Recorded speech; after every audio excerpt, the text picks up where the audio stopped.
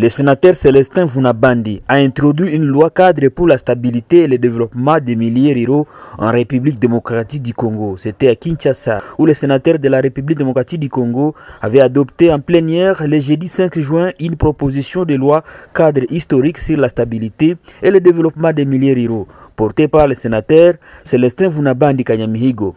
Ce texte ambitieux attend jeter les bases d'une politique de rééquilibrage territorial en repensant les campagnes congolaises comme le moteur d'un développement national inclusif. En République démocratique du Congo, près de 80% de la population vit en milieu rural dans les conditions de grande précarité. Malgré leur rôle vital dans l'agriculture, l'élevage ou encore la pêche, ces zones restent enclavées, délaissées par les services publics et marquées par l'absence d'infrastructures de base. L'isolement géographique et l'abandon institutionnel alimentent l'exode rural, engendrant un déséquilibre socio-économique criant entre les villes surpeuplées et les campagnes dépeuplées. Les vides ainsi créés fragilisent la paix, la cohésion sociale et le développement durable du pays.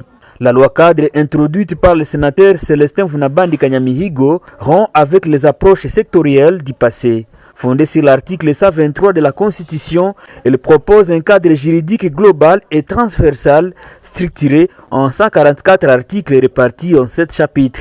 L'objectif est d'offrir aux milieux ruraux les leviers juridiques, institutionnels et financiers nécessaires à leur stabilisation, modernisation et développement. Renforcement de la présence de l'État via des infrastructures publiques adaptées, stabilisation des populations rurales par l'amélioration des conditions de vie.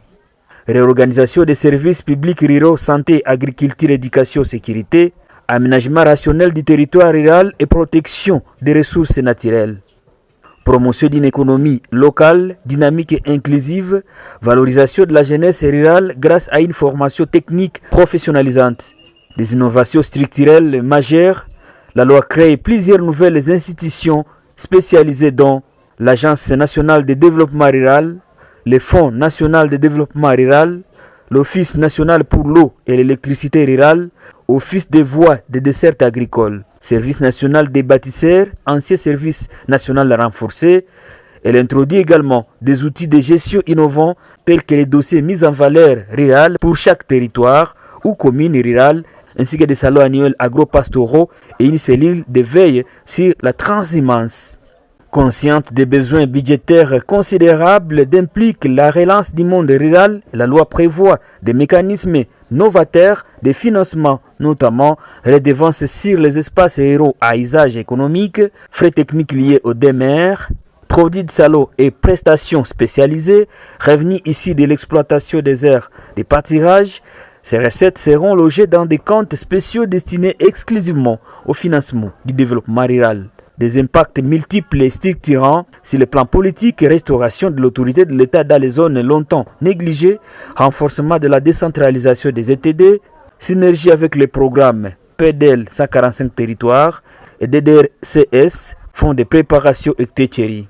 Sur le plan économique, il y a la modernisation des activités rurales, réhabilitation des infrastructures, stimulation des investissements, accroissement de la contribution rurale.